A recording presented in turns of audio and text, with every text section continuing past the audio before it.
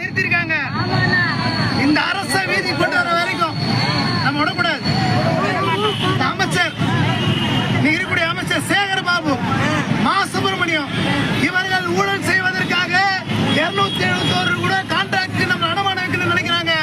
தூய்மை பணியாளர்கள் நாம இவங்களுக்கு பதில் சொல்வோம். நாம உள்ள வேலைக்கு போற வரைக்கும் முடிஞ்சா எங்களை அரெஸ்ட் பண்ணி பாரு, முடிஞ்சா தொட்டு பாரு. இன்னொன்னு சொல்லி விரும்புறேன், ஆண் காவலர்கள் பெண்கள் மேல கைய வச்சா நீங்க என்ன வேணா பண்ணுங்க, உங்களுக்கு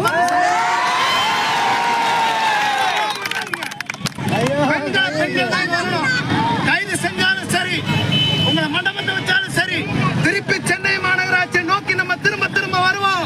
தமிழ்நாடு முதல்வரும் சரி, துணை முதல்வருக்கு பதில் சொல்லணும்.